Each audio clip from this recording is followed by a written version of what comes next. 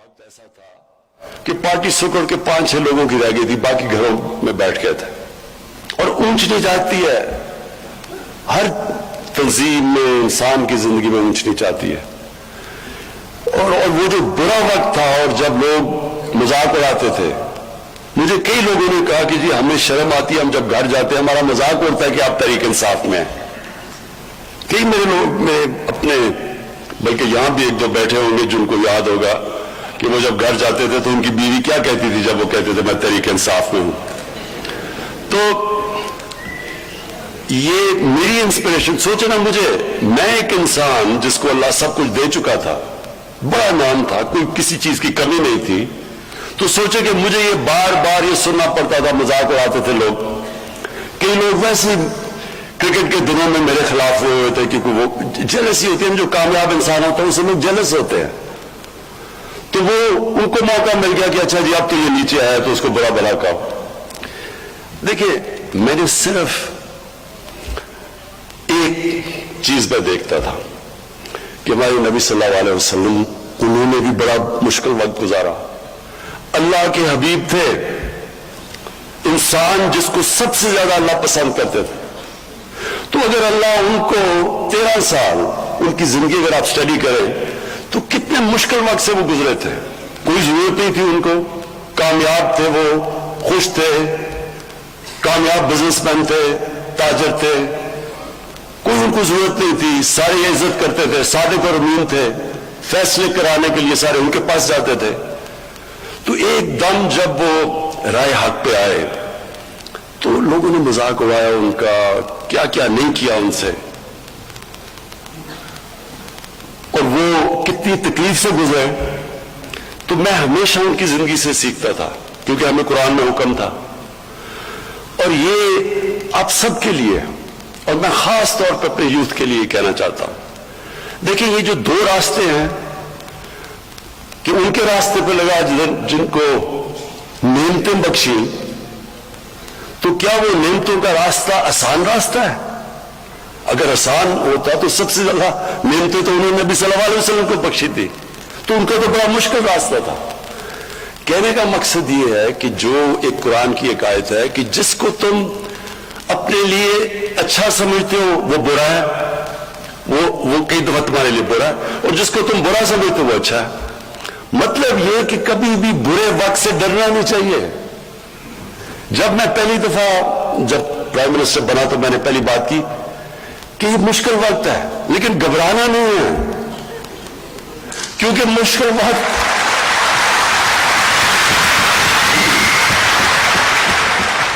क्योंकि मैंने तो अपनी सारी जिंदगी मुश्किल वक्त देखे हैं। जब आप स्पोर्ट्स खेल रहे हैं और ऊपर कोशिश कर रहे हैं कि सारे मुल्क में टॉप 11 खिलाड़ियों में आओ, फिर दुनिया का मुकाबला करो, तो वहां तो ऊंच नीच होती है, हार जीत होती है। कई दफा लोग तालियां बजा रहे हैं, वही आप ग्राउंड में जा रहे हैं तो सारा स्टेडियम तालियां बजा रहा है, और वो आप 0 पे आउट होकर वापस आ रहे हैं तो वही 2 मिनट पर स्विच करके आपको गालियां निकाल रहे हैं, मजाक उड़ा रहे हैं आपका। तो ये ऊंच नीच जिंदगी का हिस्सा, और जो स्पोर्ट्स है ये सबसे ज्यादा आपको तैयार करती है स्ट्रगल करने के लिए, क्योंकि मुसलसल स्ट्रगल है, या आप हार रहे हैं जीत रहे हैं। तो इसलिए जब पाकिस्तान के नौजवानों, ये कभी ये ना समझना कि जिंदगी आसानी से हो जाएगी। अगर आसान जिंदगी है तो इसका मतलब कि आप जिंदगी में आपकी कोई हैसियत नहीं है। जो भी इंसान राय हक पे खड़ा होता है उसको मुश्किलों का सामना करना पड़ता है। जो भी अल्लाह ने पैगंबर दुनिया में भेजे वो सारों ने मुश्किलों का सामना किया, और वही आप मानते हैं वो रास्ता। लोग चाहते हैं आसानियां, लेकिन रास्ता मांग रहे हैं नेमतों का, जिसको अल्लाह ने नेमतें बख्शी हैं। तो पहले मैं सिर्फ आपको ये तैयारी करना चाहता हूं कि देखें, ये कभी ना समझे कि जब मुश्किल वक्त आता है तो रोना धोना शुरू कर दें, और मुश्किल वक्त आया क्यों? वो तो अल्लाह का एक निजाम है, ऊंच नहीं। और जब मुश्किल वक्त आता है, अगर आप मुश्किल वक्त को सही तरह समझ लें और एनालाइज कर लें तो वही आपका अरूज का रास्ता बन जाता है। जब एक खिलाड़ी, मैं जब क्रिकेट खेलता था, मेरे से ज्यादा टैलेंटेड खिलाड़ी थे, لیکن میں ان سے آگے کیوں نکل گیا ہوں؟ کیونکہ جب میرا مشکل وقت آتا تھا، میں فیل ہوتا تھا، تو میں اس کا پورا تجزیہ کرتا تھا، رات کو سوتا نہیں تھا جب تک میں نے یہ نہ سمجھ لیا ہو اپنی ذہن میں کہ کیا میں نے غلطیاں کی۔ غلطیاں جب میں ٹھیک کرتا تھا تو میں پہلے سے بہتر ہو جاتا تھا، اور یہی ہے ایک ہی طریقہ اوپر جانے کا۔ کوئی بھی دنیا میں کسی نے آج تک بڑا کام نہیں کیا جو فیل نہیں ہوا۔ یہ کوئی ناممکن ہے کہ کوئی اٹھ کے ایک دم سیدھا ایک پرچی پکڑ کے اور لیڈر بن جائے، ایسے نہیں ہو سکتا۔ آپ کو جب تک ایک مشکل سٹرگل سے آپ نہیں گزرتے ہیں، کسی چیز میں آپ بڑا کام نہیں کر سکتے۔ کوئی بھی لیڈر آج تک شارٹ کٹ لے کے نہیں بنا۔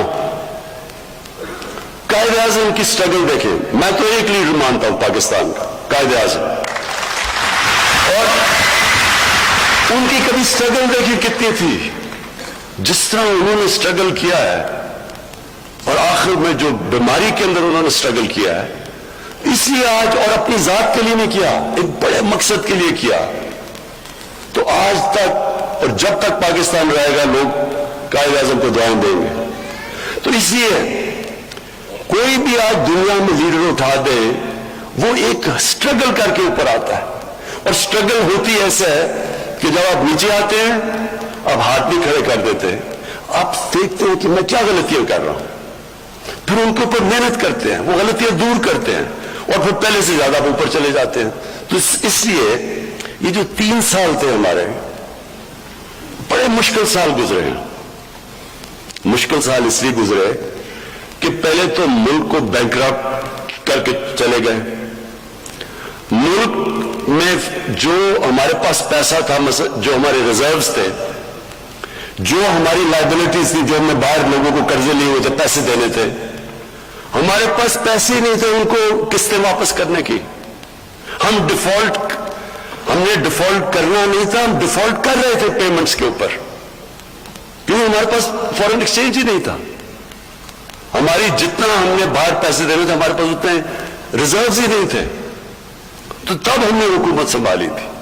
پاکستان کی تاریخ کا جو سب سے بڑا جس کو خسارہ کہتے ہیں، ڈیفیسٹ کرنٹ اکاؤنٹ کا، کہ ہمارے ملک میں کبھی اتنا بڑا، تقریباً 20 ارب ڈالر کا ڈیفیسٹ تھا، اتنا بڑا، یعنی کبھی اتنا بڑا ڈیفیسٹ نہیں آیا۔ اس کی وجہ سے ہمیں اگر یہ نہ مدد کرتے ہماری سعودی عربیہ، UAE اور چائنا، اس وقت ہماری یہ نہ مدد کرتے، تو یہ جو مہنگائی اور جو مشکل وقت گزری ہماری قوم، وہ کچھ بھی نہیں ہے جو ہم نے گرنا تھا، کہ جس طرح روپے نے نیچے جانا تھا۔ کیونکہ اگر ہمیں پیسے نہ یہ باہر دیتے اس وقت مشکل وقت میں، تو روپے نے گر جانا تھا اور نیچے۔ جب جتنا بھی روپیہ گرا، اس سے بھی آپ سب کے سامنے ہے جو مہنگائی آئی پاکستان میں، کیونکہ جتنی چیزیں باہر سے آنی تھی، تیل، بجلی، اس کی وجہ سے ساری چیزیں مہنگی ہو گئی۔ تو اس وقت ہمیں جو سامنا کرنا پڑا، ایک نئی ٹیم تھی، یا تو ہمیں تجربہ ہوتا، ہماری ٹیم بھی نئی تھی، اور اس کے بعد پھر ایک ایشو نہیں آیا، پہلے تو کرائسس آیا، اس کے مشکلوں سے IMF کے پاس جانا پڑا، پیسے نہیں تھے ہمارے پاس، مجبوری IMF کے پاس جانا پڑا۔ اور جب IMF کے پاس آپ جاتے ہیں تو جس طرح کوئی بھی جس سے آپ قرضہ لیتے ہیں، وہ پوچھتا ہے کہ میرا پیسہ واپس کیسے کرو گے، اور وہ پھر شرائط لگا دیتا ہے کہ میرے پیسہ واپس کرنے کے لیے آپ کو بجلی بھی مہنگی کرنی پڑے گی، کیونکہ بجلی میں خسارہ ہے، آپ کو روپے کی قیمت گرانی پڑے گی، آپ کو ٹیکس لگانے پڑیں گے۔ اور جب وہ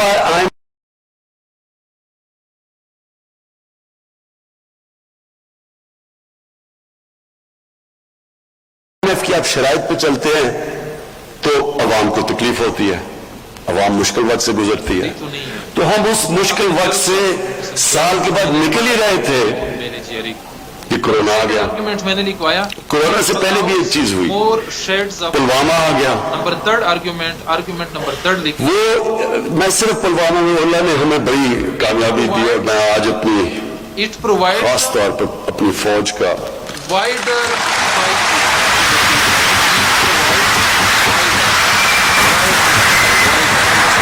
खास तौर पर उनका इसलिए शुक्रिया उनका अदा करता हूँ, अल्लाह का शुक्र। Wider choices of opinions. Wider. Argument number 4 लिख लें। शुक्र करता हूँ कि हमारे पास ऐसी फौज और एयरफोर्स है, Argument number 4. क्योंकि जब वो फैसला करना था, बड़ा एक जब उन्होंने हमारी पाकिस्तान में आके रात को वो बमबारी की उनके जहाज ने, तो उस वक्त मुझे एहसास हुआ कि अगर हमारे पास इस तरह की फौज ना हो जो हमें कॉन्फिडेंस हो नंबर 5 लिख लें कि ये हमें सिक्योरिटी देगी, तो कितना एक ताकतवर, एक बड़ा मुल्क, 7 गुना ज्यादा बड़ा मुल्क, उसके सामने क्या करेगी, हमारी आवाम क्या करेगी। तो उधर एहसास होता है अपनी फौज का। और फिर मुझे ये इन 3 सालों में जो सबसे ज्यादा तकलीफ हुई कि जिस तरह ये जो माफिया है, इन्होंने हमारी फौज के खिलाफ जो तकरीरें की, जो स्टेटमेंट्स दी, लेकिन मैंने भी फौज की तनकीद की हुई है माजी के अंदर, मैंने भी किया। कोई भी इदारा है, अदली है, वो भी गलतियां करती है, फौज भी गलतियां करती है, हम पॉलिटिशियंस गलतियां करते हैं, लेकिन ये तो नहीं मकसद कि आप अपनी फौज को बुरा भला कहना शुरू हो जाए, फौज के पीछे पड़ जाए। और फौज के पीछे इसलिए पड़े हैं कि आप चाह रहे हैं कि किसी तरह फौज गवर्नमेंट को गिरा दे। यह अपने आप को डेमोक्रेट्स कहते हैं और उनके पीछे पड़े हुए हैं कि डेमोक्रेटिक गवर्नमेंट को गिरा दो। तो इसलिए जो उन्होंने तनकीद की, और बाहर जो पूरी, हमें पता है कि हिंदुस्तान की लॉबी पूरी तरह कोशिश में है कि पाकिस्तानी फौज को बुरा भला कहे, उसके पीछे पड़े। अभी जो अफगानिस्तान में हो रहा है, नंबर 7 लिख लें पूरा जोर लगाया हुआ है कि जी ये तालिबान सिर्फ जीते हैं पाकिस्तान की फौज की वजह से, ह्यूमन राइट्स, और पूरी कैंपेन चली हुई है हमारी फौज को डिस्क्रेडिट, और अब से नहीं देर से चल रही है। और यहां बैठे हुए लोग पूरा उन्होंने महाज बनाया हुआ फौज के खिलाफ। और मैं ही आपको कहता हूं कि मुझे असल मैंने वैल्यू किया अपनी फौज को जब वो पुलवामा हुआ, कि हमें एक कॉन्फिडेंस था, इसलिए हम दिलेरी से उनको कह सकते थे नरेंद्र मोदी को कि अगर तुमने कुछ किया तो हम तुम्हें वापस जवाब देंगे।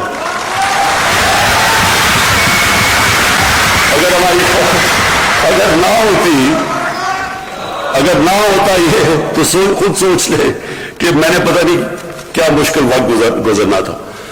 अच्छा, उसके बाद कोरोना हो गया। अब कोरोना के अंदर आप लोगों को पूरी तरह अंदाजा नहीं है कि वो कितना हमारे लिए मुश्किल वक्त था। एक मिनट बस, अब आपने मुझे इंटरप्ट नहीं करना, ओके? साथ वालों ने पकड़ के उसको बाहर निकाल देने का किया। अच्छा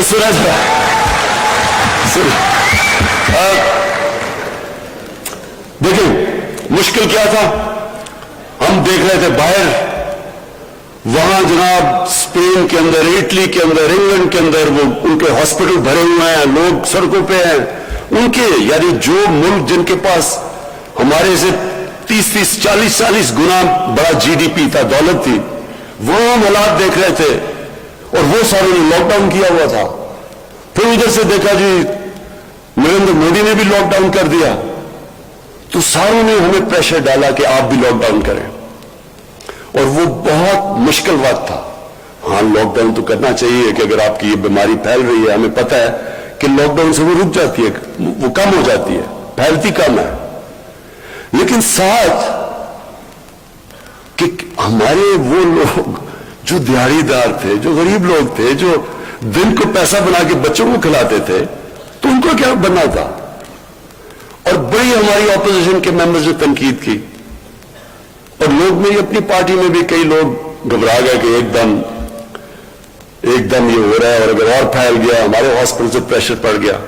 लेकिन मेरा ये ईमान है, हमने फैसला किया, और बड़ा मुश्किल फैसला किया, कि हम जो भी हो जाए हम ये पूरी तरह लॉकडाउन नहीं करेंगे, क्योंकि हमारे गरीब भूखे मर जाएंगे। और उसकी वजह से मेरा ये ईमान है कि अल्लाह ने उस اس کی برکت آئی ہمارے اوپر, اس نے بچا دیا ہم نے اپنی. اور پھر یہ سنیں, ورلڈ اکنامک فورم نے پاکستان کی مثال دی کہ وہ ملک ہے جس نے اپنی بہترین طور پہ اپنی اکانومی بچائی. ورلڈ ہیلتھ آرگنائزیشن نے پاکستان کی مثال دی کہ کورونا سے انہوں نے سب سے بہتر طریقے سے اس کو انہوں نے ہینڈل کیا. اور پھر اکانومسٹ نے کہا کہ پاکستان دنیا میں 3 ملکوں میں سے ہے جس نے اپنی اکانومی بھی اور کورونا کو بھی ہینڈل کیا. ادھر میں پھر اپنی ٹیم کو, کیونکہ اگر ہم غلط فیصلہ کر لیتے, میں آج آپ کو بتاؤں, یہاں لوگوں نے بھوکے مر رہا تھا جو آج ہندوستان میں ہو رہا ہے.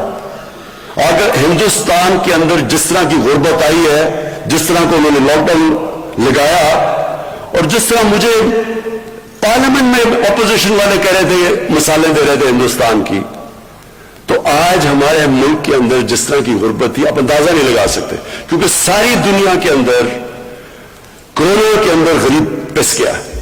لاک ڈاؤن سب سے زیادہ تباہی مچاتا ہے غریب کو. تو اس میں میں اپنی جو ٹیم تھی میری NCOC کی, اسد عمر اور ڈاکٹر فیصل, میں خاص طور پہ آپ کو خراج تحسینات پیش کرنا چاہتا ہوں کہ بڑے ہمارے اچھے فیصلے ہوئے اور اللہ نے ہمیں وہاں سے نکالا. اچھا, میں ذرا آپ کو صرف 3 سال کی ہم نے اپنی پرفارمنس بتانی تھی, تو میں ذرا صرف آپ کے سامنے رکھنا چاہتا ہوں کہ ہم جب آئے تھے تو تقریباً $20 ارب کا خسارہ تھا. آج وہ خسارہ 3 سال کے بعد $20 ارب سے $1.8 ارب پر رہ گیا. ہمارے فورن کرنسی ریزروز جب ہم آئے تھے تو پورے ملا کے $16.4 ارب تھا, اور آج ماشاءاللہ ہمارے $27 ارب پر ریزرو چلے گئے ہیں. ہمارے جو ٹیکس کلیکشن تھی, یعنی کہ دیکھیں جب ایک گھر میں مثلا ایک گھر جب مقروض ہو جاتا ہے تو وہ کیا کرتا ہے, اس کو اپنے خرچے کم کرنے پڑتے ہیں اور اپنی آمدنی بڑھانی پڑتی ہے. اور کوئی طریقہ, جب سے اللہ نے دنیا ایجاد کی ہے, اس کے علاوہ کوئی طریقہ نہیں ہے اس میں سے نکلنے کا. تو جب آپ خرچے کم کرتے ہیں تو لوگوں کو تکلیف ہوتی ہے. ایک گھر دیکھ لینا, گھر میں آپ خرچے کم کریں گے تو لوگ اپنا کھانا پینا کم کریں گے, مووی سے دال روٹی پہ آ جائیں گے, اور بچوں کو اچھے سے اسکول سے نکال کے دوسرے اسکول میں ڈال دیں گے, کیونکہ آپ کو مشکل وقت سے تو گزرنا پڑتا ہے. ہر گھر کو جب یہ ایک گھر مقروض ہو جاتا ہے اس کو یہ کرنا پڑتا ہے, تو تب گھر والوں کو تکلیف ہوتی ہے. تو وہ بڑی تکلیف سے ہمارے لوگ گزرے, اور میں یہ بھی اللہ کا شکر کرتا ہوں کہ بڑی ماشاءاللہ ہماری ایک دلیر قوم ہے, ہم اس سے بڑے صبر سے نکلے. تو پھر ہماری جو کلیکشن تھی, ٹیکس کلیکشن, ہماری ٹیکس کلیکشن جب ہم آئے تھے تو 3,800 ارب تھی. 3,800 ارب روپیہ ہماری ٹوٹل ٹیکس کلیکشن تھی. آج وہ پہنچ گئی 4,700 ارب پہ ہماری ٹیکس کلیکشن. اور یہ جو سارے میں آپ کو فگرز دے رہا ہوں یہ ساگ ڈار کے نہیں ہیں, یہ اصل ہیں. اس کے بعد ہماری جو ریمیٹنسز ہیں جو باہر سے, ہمیشہ یہ یاد رکھے آپ کا اس ملک کا سب سے بڑا اثاثہ بیرون ملک پاکستانی ہے. یہ سب سے بڑا ہمارا اثاثہ ہے. انہوں نے ہمیں اس وقت, ہمیں اس قوم کو ان کا خاص شکریہ ادا کرنا چاہیے, کیونکہ انہوں نے ہمیں بڑے مشکل وقت سے نکالا. ہماری ریمیٹنسز تھی جب ہم آئے, جو اوورسیز پاکستانی جو پیسہ بھیجتے تھے وہ تھی $19.9 ارب, اور آج ہماری ریمیٹنسز پہنچ گئی ہیں $29.4 ارب, تقریباً $10 ارب ایکسٹرا ریمیٹنسز ہیں.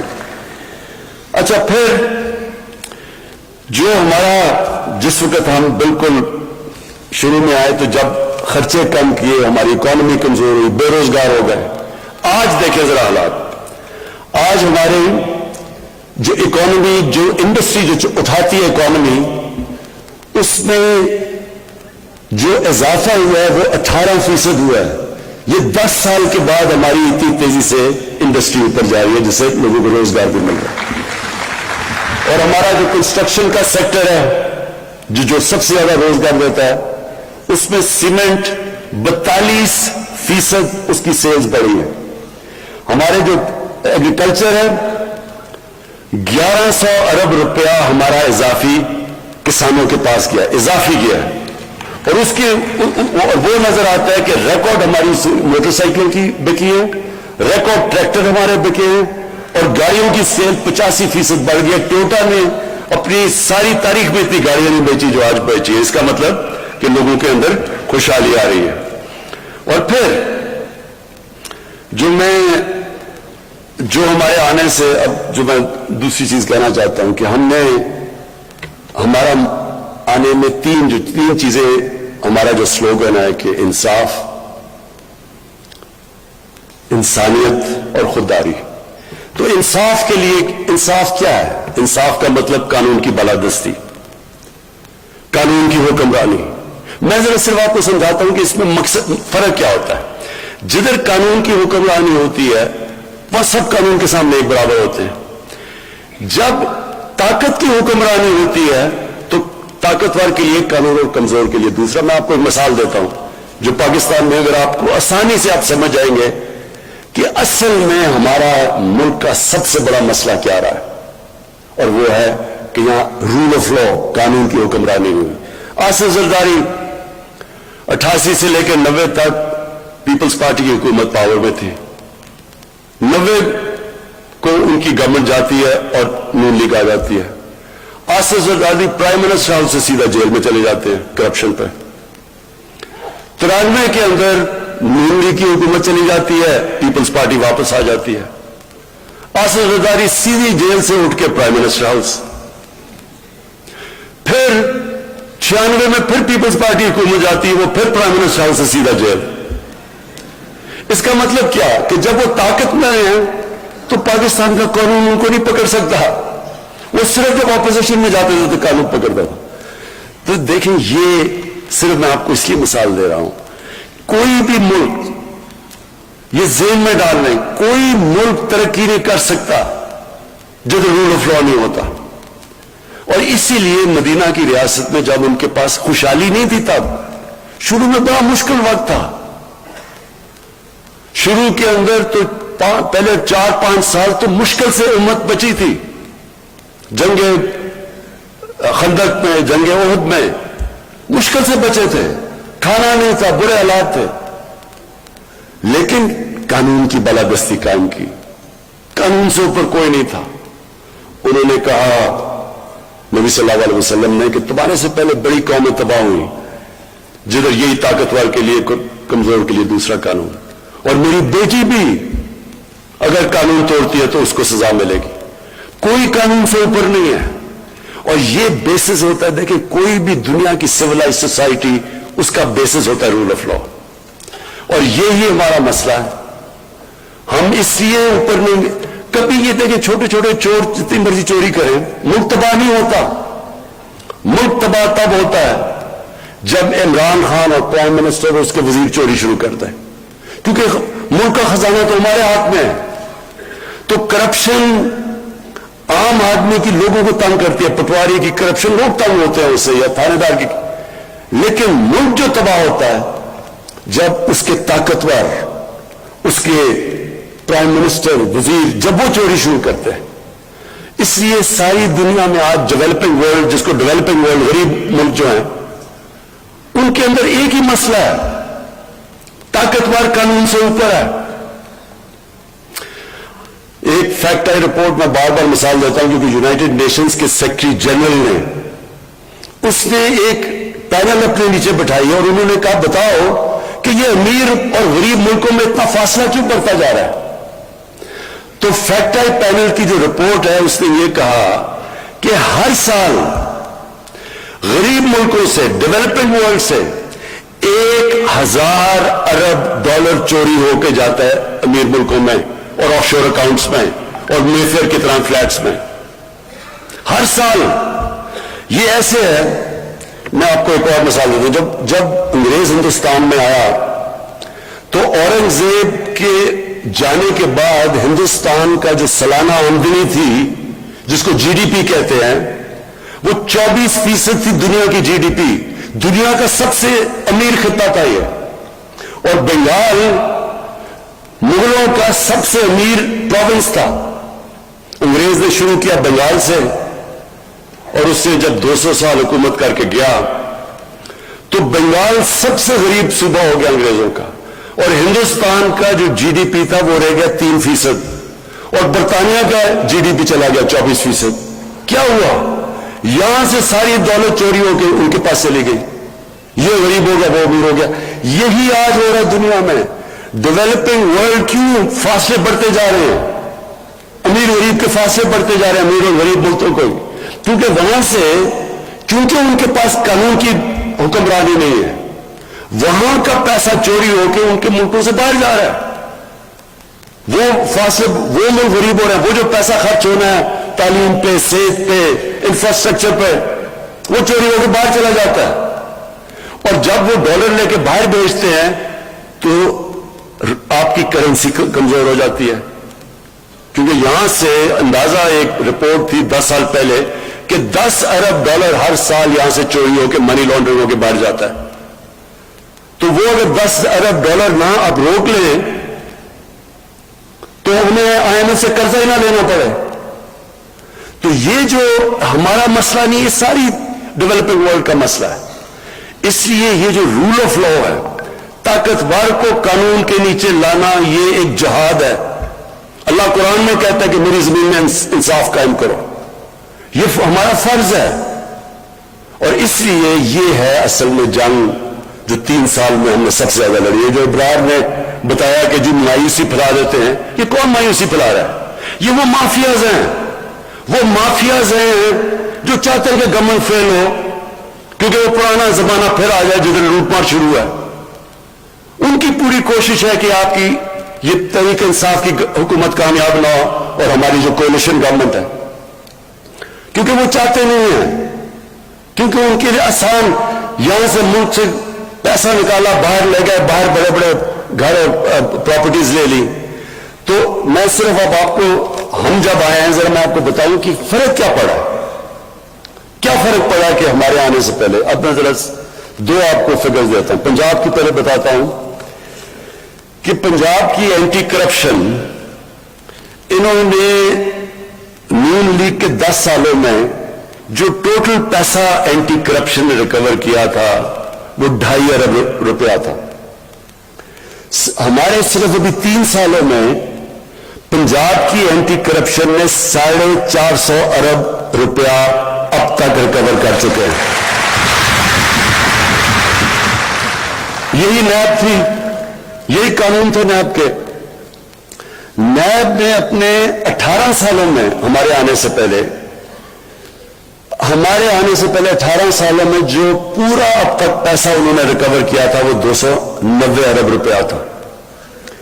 اور ہمارے 3 سالوں میں انہوں نے 519 ارب روپیہ ریکور کر چکے. اور اس لیے آپ دیکھتے ہیں بڑا شور مچا ہوا ہے.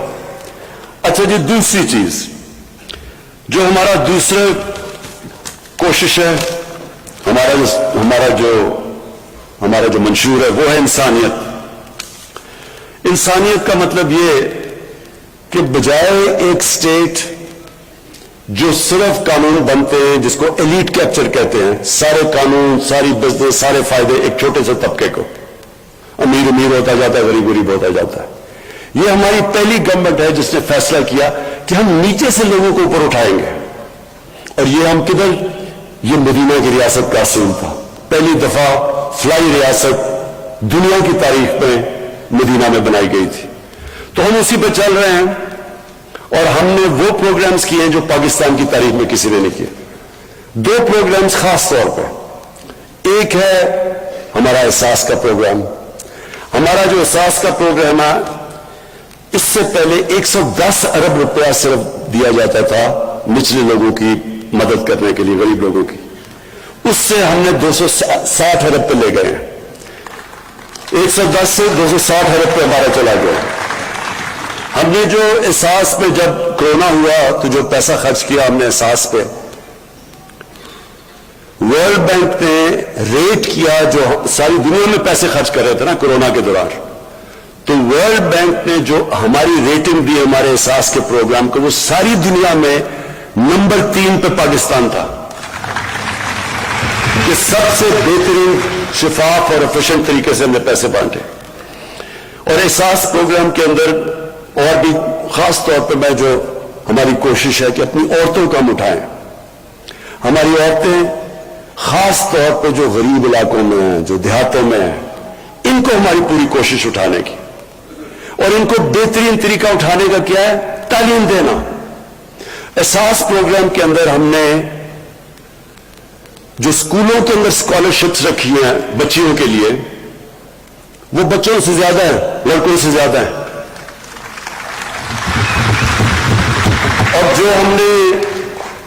और जो हमने अंडर ग्रेजुएट स्कॉलरशिप्स दिए हैं, वो औरतों के भी 50% है और लड़कों के भी, स्टूडेंट्स को भी, मेल को भी 50% है। कोशिश क्या है? देखिए, मैं ये टीवी प्रोग्राम देखता हूं, ये आजकल ये जो अफगानिस्तान के ऊपर प्रोग्राम्स हो रहे हैं, यूरोप, सारी दुनिया मगरब में, कि जी वो अफगानिस्तान की औरतों की बड़ी बुरी, उनको सबको फिक्र पड़ी अफगानिस्तान की औरतों की। वो जी पता नहीं तालिबान क्या कर देंगे औरतों को।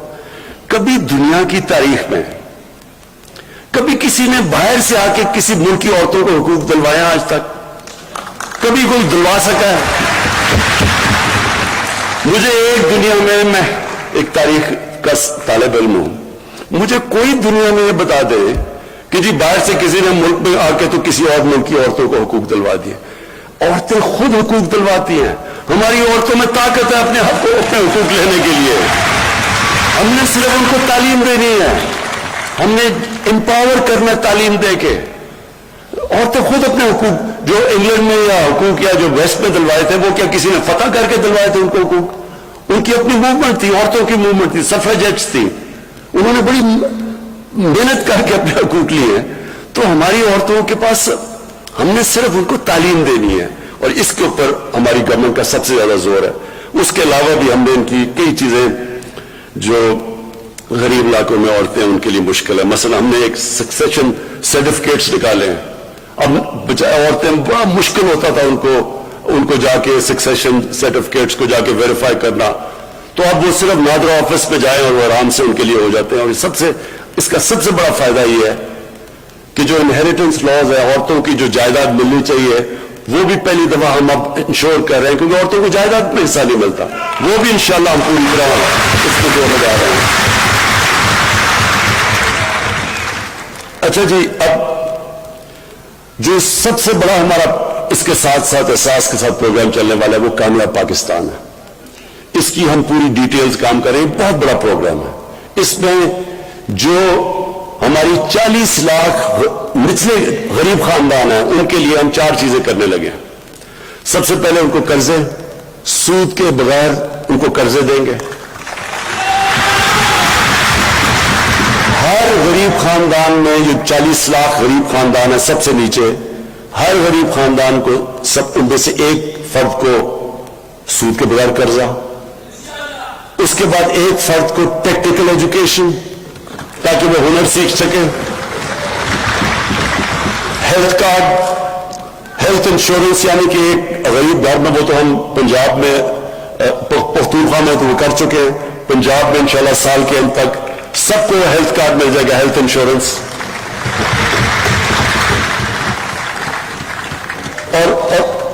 और उसके अलावा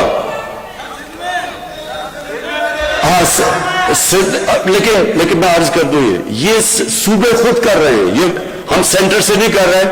इंशाल्लाह जब ये सारी सूबे में हो जाएगा तो सिंध को भी प्रेशर पड़ जाएगा, सिंध के ऊपर भी, कि उनको भी देने पड़ेंगे हेल्थ कार्ड। और फिर जो हमारा बहुत बड़ा प्रोग्राम है, जो हमने अफोर्डेबल हाउसेस, लोगों को घर देने हैं, गरीब तबकों को जो आज तक कभी पैसे उनके पास नहीं होते घर बनाने के लिए, तो एक गरीब खानदान को हम पूरा सूद, और उनको हम وہ قرضے دیں گے، یعنی جس طرح کہ اگر انہوں نے مہینے کا کرایہ دینا ہے، وہ کرایہ کی جگہ وہ قسط ہو جائے گی اور ان کا گھر اپنا ہو جائے گا. کسانوں کے لیے کسان کارڈ یہ پہلی دفعہ ابھی پنجاب میں شروع ہے. یہ ہماری ساری انشاءاللہ جدھر بھی آزاد کشمیر میں بھی، بلتستان اور پختونخوا میں بھی، اس کا مقصد یہ ہوگا کسان کارڈ کا کہ بجائے کسان کے اوپر واؤچرز ہوتے تھے اور بڑے مشکل ہوتے تھے، ان کو پیسہ بھی نہیں نیچے پہنچتا تھا، اب ان کو کارڈ ملے گا.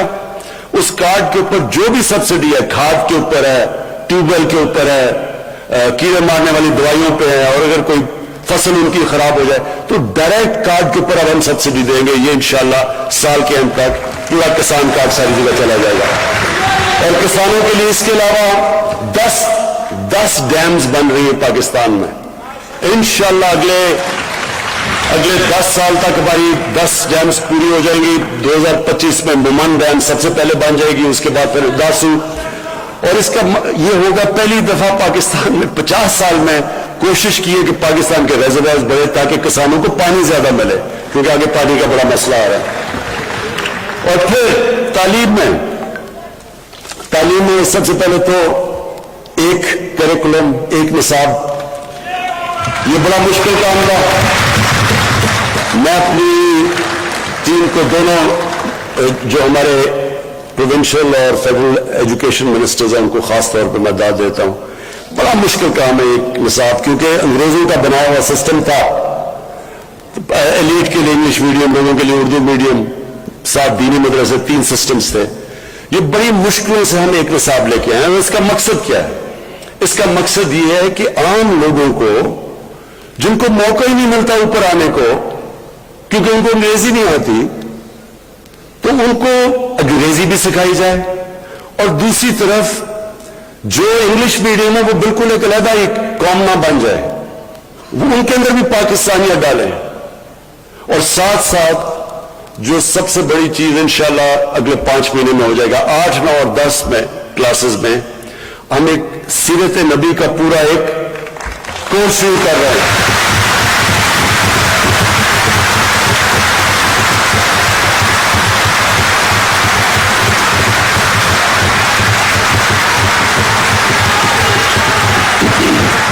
یہ اس لیے ضروری، یہ میں اس لیے سمجھتا ہوں کہ آج جتنا یہ ضروری ہے، کبھی مسلمانوں کی تاریخ میں کبھی یہ ضروری نہیں تھا.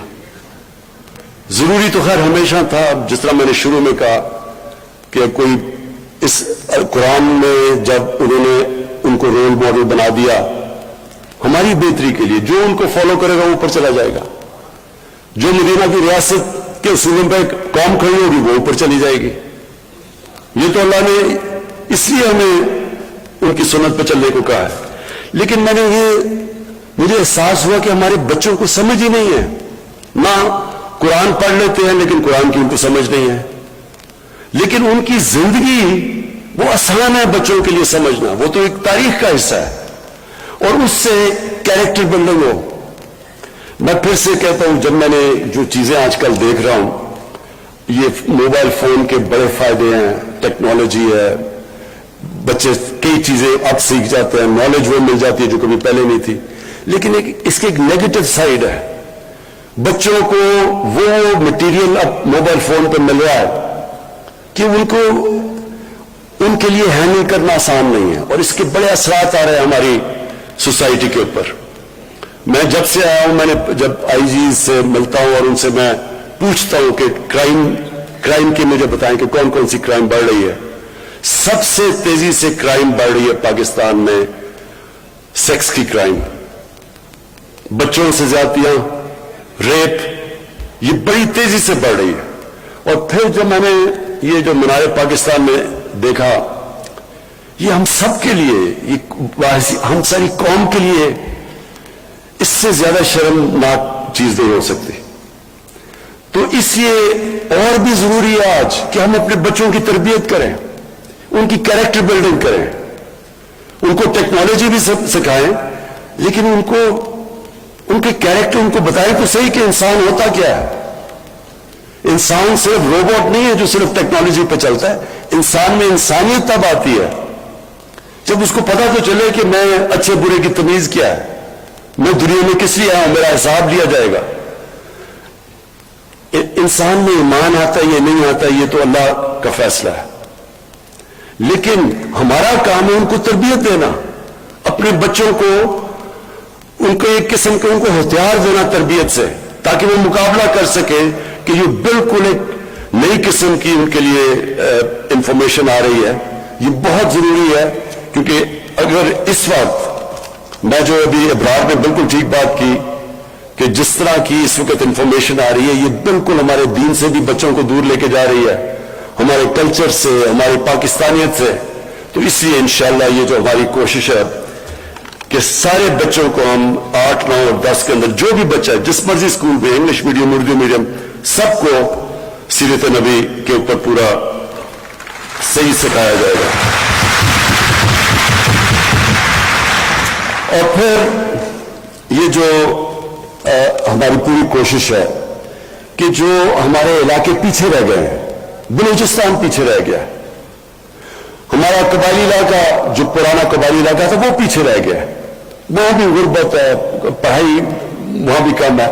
تو ان سارے علاقوں کے لیے ہم نے اسپیشل پیکیجز دیے. بلوچستان میں ہماری گورنمنٹ نہیں ہے, سندھ میں ہماری گورنمنٹ نہیں ہے, لیکن ہم نے صرف غربت کے اوپر اسپیشل پیکیجز دیے. ہم نے 14 سندھ کی ڈسٹرکٹس, 14 سندھ کی ڈسٹرکٹس, 9 بلوچستان کی ڈسٹرکٹس اور گلگت بلتستان, ان کے لیے ہم نے 1300 ارب روپیہ ہم نے ایلوکیٹ کیا ہے ان کو اٹھانے کے لیے.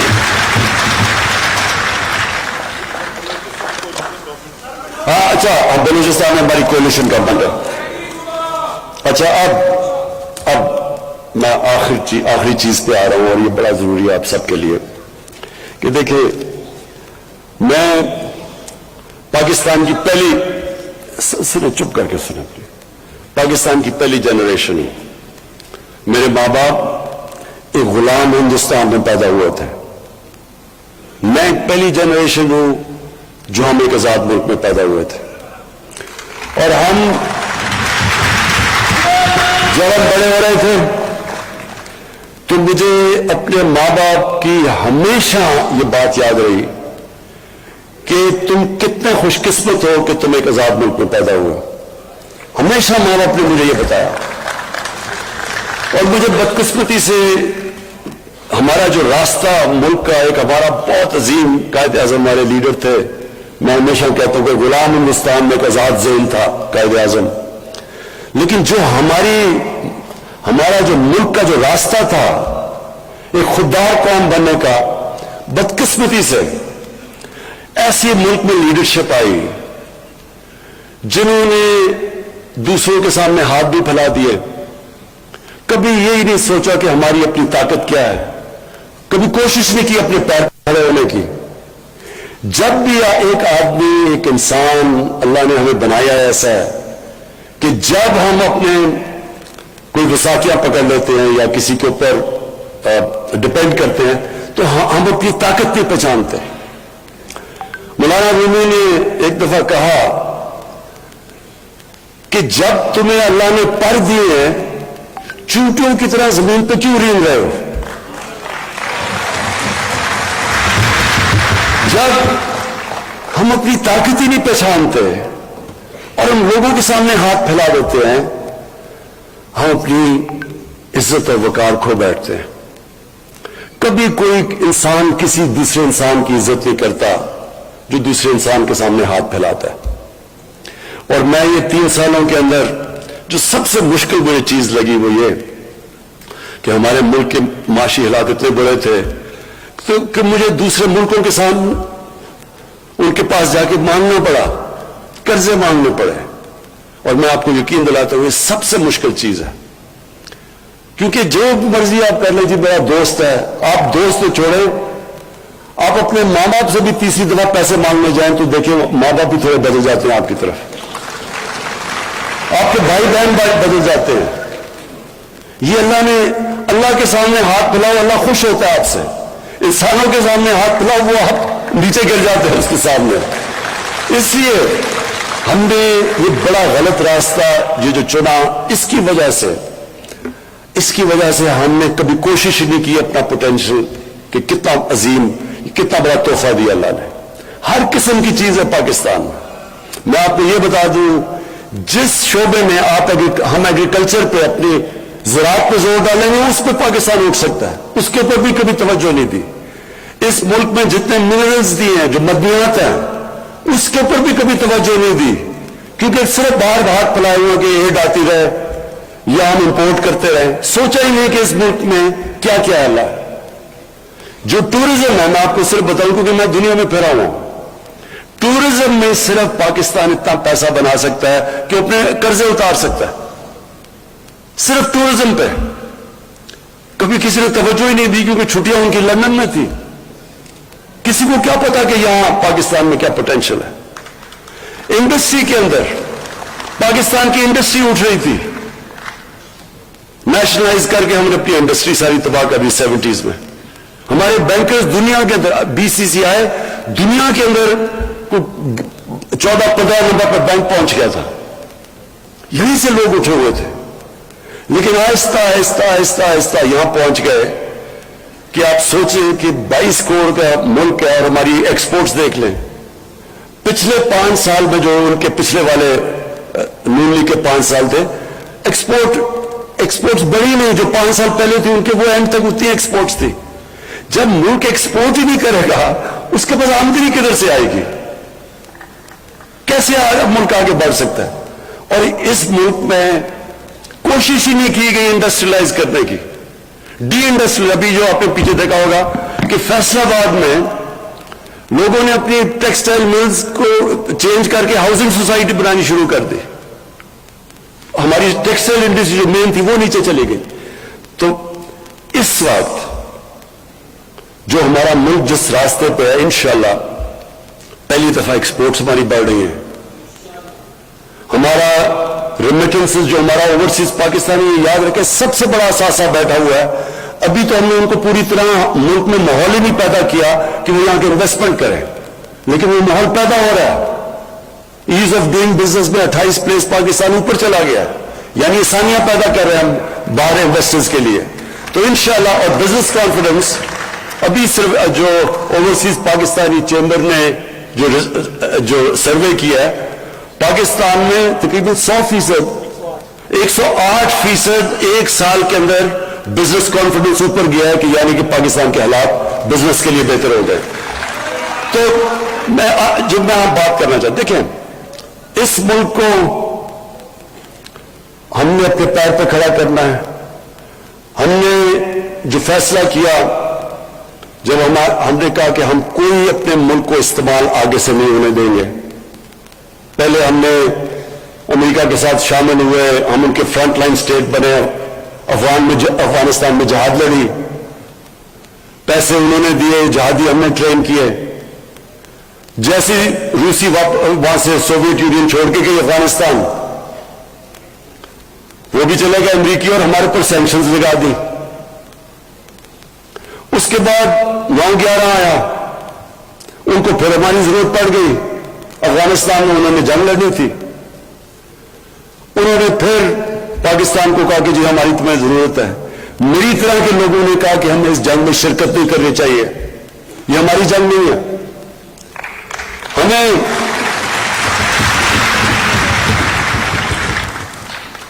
تو جارج بش نے یہ نومبر 2001 میں اس نے کہا، جب اسے ضرورت تھی ہماری، کہ اس باری ہم پاکستان کو نہیں بھولیں گے، ہم ابینڈن نہیں کریں گے اس باری پاکستان کو. لو جی امریکہ کی جنگ میں شامل ہو گئے، کہا جی ہماری جنگ ہے، پیسے ان سے لے رہے ہیں، جنگ ہماری ہے، ہم ان کی مدد کر رہے ہیں اور وہی بمباری کر رہے ہیں ہمارے پہ. 480 ڈرون اٹیکس کیے پاکستان کے اوپر. کبھی دنیا کی تاریخ میں یہ نہیں ہوا کہ ایک ملک کو اپنے علاوہ بمباری کر رہا ہے، یہ کبھی دنیا میں نہیں ہوا. وہ لوگ جو بیچارے مرتے تھے ڈرون اٹیکس میں، وہ سارے بدلہ لیتے تھے پاکستان سے، ہماری فوج سے. ہمارے ادھر فوجی بھی شہید ہو رہے ہیں، ہمارے بم دھماکے ہو رہے ہیں. 70 से 80 हजार लोगों की हम कुर्बानी देगी किसी और की जान लड़ के, और उसके बाद वही हमें कहने शुरू हो गया कि नहीं जी आपकी वजह से हम अफगानिस्तान में कामयाब नहीं हुए। तो इससे हमें क्या सबक मिलता है? कभी हमने अपने आप को किसी से इस्तेमाल होने नहीं देना, कभी हमने अपने लोगों को इस तरह नहीं उन्हें कुर्बान होने देना किसी और के लिए, क्योंकि उन्होंने तो कुछ नहीं अप्रिशिएट किया। लोग हमारे मरे, तबाही हमारी हुई, डॉलर हमारा, इकोनॉमी हमारी तबाह हुई, कबायली इलाके के जो लोगों, आधे लोगों ने नकल मकानी की, कबायली इलाके उजड़ गए, क्या मिला उससे? और वो इसलिए कि हमें गलत आदतें पड़ी हुई है। हमें जी एड मिल जाएगी, चलो जी मदद कर दो किसी की। तो इसलिए ये जो खुददारी है, देखिए एक इंसान, एक कौम खड़ी तब होती है, रिस्पेक्ट दुनिया में तब होती है जब वो खुददार हो।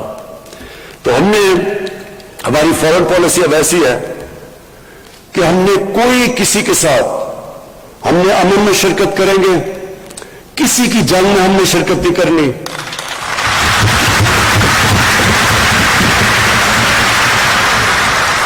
और अफगानिस्तान के ऊपर मैं आखिरी बात कर दूं कि जो अफगानिस्तान में हुआ, जिस तरह 3 लाख अफगान फौज लड़ी नहीं। कई लोग कहते हैं जी देखें बड़े बुज़दिल है, वो लड़े नहीं।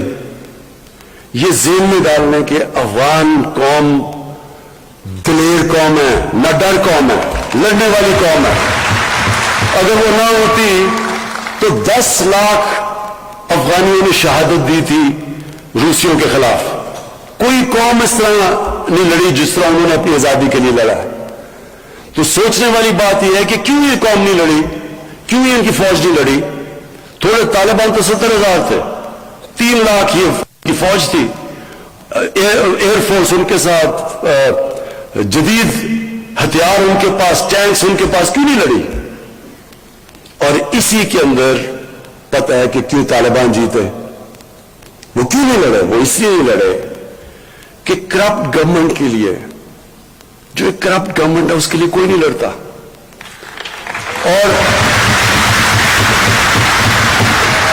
और दूसरी चीज, अफगानियों की एक साइकी है, वो हमेशा जो बाहर से आता है, जो उनके ऊपर फतह करने की कोशिश करता है, वो कौम उनके अगेंस्ट खड़ी हो जाती है। वो अपनी आजादी के लिए लड़ते हैं। तो वो कभी भी किसी एक गवर्नमेंट जो बाहर से अमेरिकी उसको बैक कर रहे हैं, उन्होंने उसके लिए नहीं लड़ना था। जिस तरह सोवियत यूनियन, उन्होंने जब पूरी कोशिश की अफगानिस्तान पर कब्जा करने के लिए, वो फेल हो गए, इसलिए कि वो लोग आजादी चाहते हैं। और अब जो हालात हैं अफगानिस्तान में, हमारी पूरी कोशिश होनी चाहिए, और मैं दुनिया की कम्युनिटी को कहता हूं, पूरी कोशिश होनी चाहिए कि अफगानिस्तान की इस वक्त उनकी गवर्नमेंट की मदद करें। जो तालिबान है, उन्होंने क्या चीजें कही? उन्होंने कहा कि हम सबको शामिल करेंगे। ये बड़ी जबरदस्त चीज है। यही तो चाह रहे थे, दुआ के अंदर जो टॉक्स थी उसमें क्या चाह रहे थे तालिबान से कि इंक्लूसिव गवर्नमेंट हो, वो मान गए। ह्यूमन राइट्स है, वो कहते हैं हाँ ह्यूमन राइट्स। एमनेस्टी, उन्होंने सबको माफ कर दिया। और उन्होंने कहा कि हम अपनी जमीन इस्तेमाल नहीं होने देंगे दहशतगर्दी के लिए। ये दुनिया चाहती थी। तो जब उन्होंने ये कह दिया है, तो ये क्या मतलब कि नहीं जी वो आगे पता नहीं अपनी जुबान पर खड़े होंगे या नहीं होंगे? भाई जब नहीं होंगे तब देखिए, अभी क्यों शुरू हो गए हैं? अभी तो आप करें उनकी मदद ताकि वो अफगानिस्तान में अमन हो। सबसे ज्यादा दुनिया को क्या करना चाहिए? पूरी कोशिश करनी चाहिए कि अफगानिस्तान में अमन हो। 40 साल से वहां इंतशार है, उनके लोगों ने कितनी मुश्किलों का सामना किया है। अब वक्त आ गया कि दुनिया मदद करे अमन लाने के लिए वहां, और वो कोशिश करेगा। तालिबान कोशिश कर रहे हैं सबको शामिल करके, वो अमन की बात कर रहे हैं, तो उनकी मदद करें।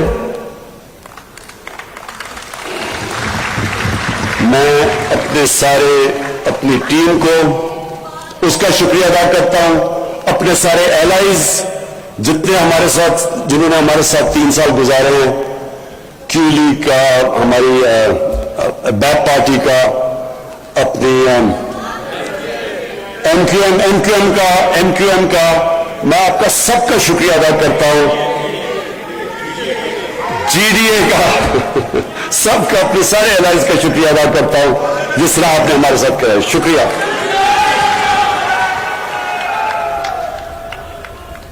पाकिस्तान तहरीक इंसाफ हुकूमत की 3 साल कारकर्दगी की तकरीब से वज़ीर आज़म इमरान खान खिताब कर रहे थे। वज़ीर आज़म ने कहा कि मुश्किल हालात का सामना किए बगैर कामयाबी मुमकिन नहीं। हक पर चलने वालों को हमेशा ही मुश्किलात का सामना रहा है। जब हुकूमत संभाली तो कर्जों की अदायगी के लिए पैसे नहीं थे। माज़ी के हुक्मरान मुल्क को दिवालिया करके गए थे। सऊदी अरब, यूएई और